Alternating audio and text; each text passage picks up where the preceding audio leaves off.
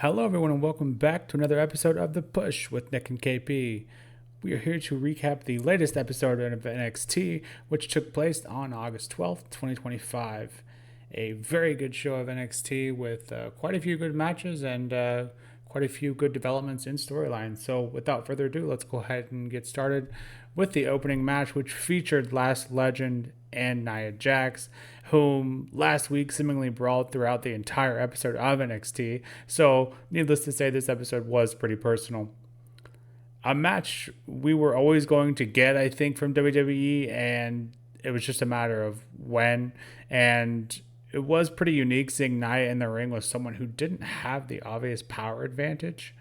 And this ring just couldn't hold these two guys together as the action spilled outside the ring, and we see Lash attempt to throw Nia through the announce table, but it kind of looked like she got the worst of that spot. So intentional or not, I think Nia did get the best of that situation, and she was the one that was able to get in the ring first, and Lash just barely beating that 10 count back to get back into the ring.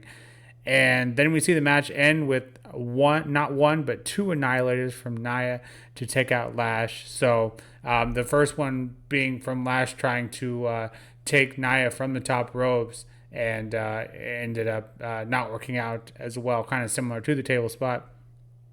So yeah, neither woman walk away from this match looking bad at all. Even Lash, who did end up getting the pin and the loss. Nia had to really pull out the stops to do so. So this was a great way to kick off the match, and an absolute banger, as we would say, to kick off NXT. If we're lucky, this won't be the last time these two go at it. And with Lash being a very proud individual, I imagine it isn't the last we will see. So looking forward to seeing what's coming next from that feud. Next match, we get Joe Hendry and Charlie Dempsey. We kind of see this play out, the build up for this, as Ren Sinclair appears to be a fan or a believer of Joe Hendry, and Charlie Dempsey getting a match essentially set up by Ren. We see that match here now, and I don't know why, but it made me chuckle a bit seeing Charlie and Ren introduced as in QCC. We've talked about it before, and I am curious if they'll be recruiting some new members going forward. But for now, being two persons hardly makes a crew. So interesting to see how that will end up going for this stable going forward. Getting into the actual match. So it goes without saying, I think that Charlie is a very technical wrestler. He comes by that naturally, of course. But Joe Hendry really held his own here, and in that aspect of being a technical wrestler, I think a lot of people think Joe just has a few moves here and got himself over from the memes. But I think he is a decent in-ring competitor, and I think he kind of showed it here tonight. The match was relatively quick, but Joe Hendry does get that win by hitting the standing ovation on Charlie. So you have to feel a bit bad for Charlie, having lost two of his four members of NQCC and now having lost to Joe Hendry. So it'll be interesting to see how that will work going forward. Obviously, Charlie is in a rough way for the time being.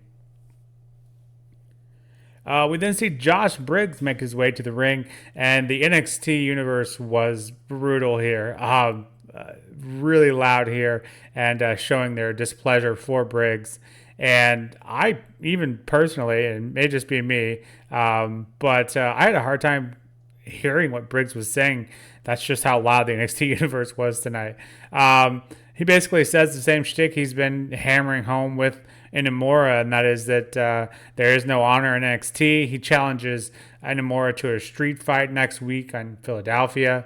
Inamura then comes out and refers to Briggs as a jackass, and this ends up in a brawl, and Inamura standing tall after jumping from the top ropes down to Briggs and a few officials. So, I think this was inevitable. I was kind of thinking it would end up happening on a heat wave, but this next show at Philadelphia next week is shaping up to be a pretty decent card in itself. So it'll be interesting if we see, some of these matches kind of spill over into Heatwave. But regardless, yeah, next week looking to be a pretty good looking card. We then see Fatal Influences, Fallon Henley and JC Jane go up against Lola Vice and Kalani Jordan. Fatal Influences dancing to Lola's theme as she was making her way to the ring. That one got a good laugh out of me. But yeah, this was another great match. And of course, had Jasmine try to get involved, but the ending proved that even with the numbers game, wasn't quite enough to overcome Lola and Kalani. The ending has Lola getting a backhand strike on JC, and then Kalani getting in the split-legged moonsault to get the pin over Two Belts JC. So I imagine we'll see some issues between Lola and Kalani going forward about who actually should get the credit for that win.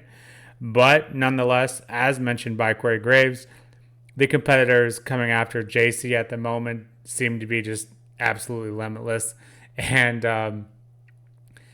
for a transitional champion, as she was dubbed to be, she is certainly kind of holding her own. Obviously getting the loss here, but, she has enemies coming at her from every single direction.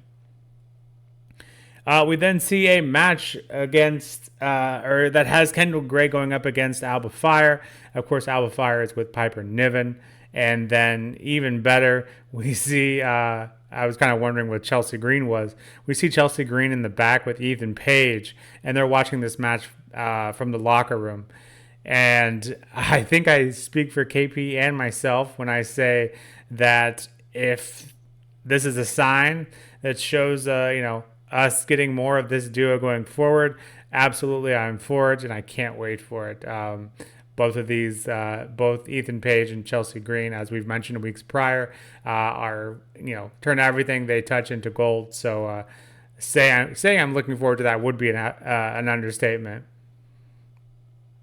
But yeah, getting to the actual match again, it's great to see that for those that aren't aware or maybe have forgotten, it's great to see Alba Fire get a chance to show people what she's capable of, and this match kind of let her do just that, got some time to do so.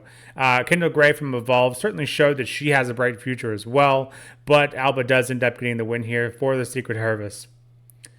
After the match, well, actually, before the end of the match, Ethan Page does make his way down to the ring, but after the match is over, he comes in and questions America's ability to supply a decent wrestler. And Tavion Heights then comes out and provides yet another American wrestler, this time the first season winner of LFG on the women's side, a returning Tyra May Steele, whom I don't believe we've seen since her debut match, which was strange to have her come up and have that debut match and then not have seen her since. So, so happy to see her back here on NXT, and it appears that we have a USA v Canada matchup coming up soon, and the fallout from that, we see Ethan Page and Chelsea Green in the back, and they're kind of saying that they're going to come up with an agreement with Tavion and Tyra, and that will solve all the problems. So I imagine that will go awry, and perhaps we'll see that tag team at Heatwave, which I would be all for. So looking forward to where they take that from here. We then get into the main event, which has Dark State going up against Moose, Javon Evans, Trick Williams, and Obafemi. And this one was chaotic from the opening bell, as we would expect. Anything that tends to involve Dark State seems to go this way.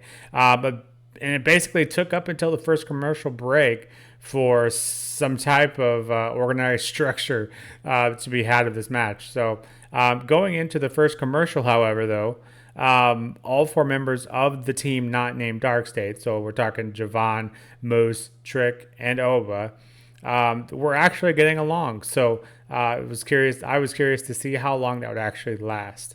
Not that we'll get a ton of opportunities to see Dark State in full like this. We don't see 8-man tags very often, and it's just by nature it's going to be hard to come across. To have them go up against 4 people getting along. And of course, that's where the next kind of point of this match goes. But Dark State did have some pretty unique offense and flowed quite nicely. So yeah, I have no issues with Dark State. I'm just not sure of their direction, because every time you think they have something pinned down, they go a different direction. But a little more on that here in just a bit. As for getting back into the match, absolute chaos ensues, and a few moves that were intended for Dark State ends up hitting their own members. So we're talking the likes of Moose and Obafemi. And this puts everyone outside of the ring except for Javon.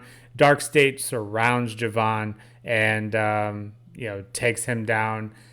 Trick is seen on the ringside and has an opportunity to come and break up the pin, but decides better of it. So perhaps it's just a strategic move with Javon's #1 contendership match coming up next week. So hard to really say that wasn't a smart move on Trick Williams' part.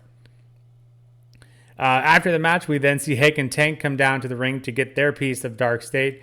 We saw them earlier in the night promising Ava that they wouldn't get involved, and they did stick to their word. And but as soon as the match was over, they did come down and get their little piece of Dark State as well.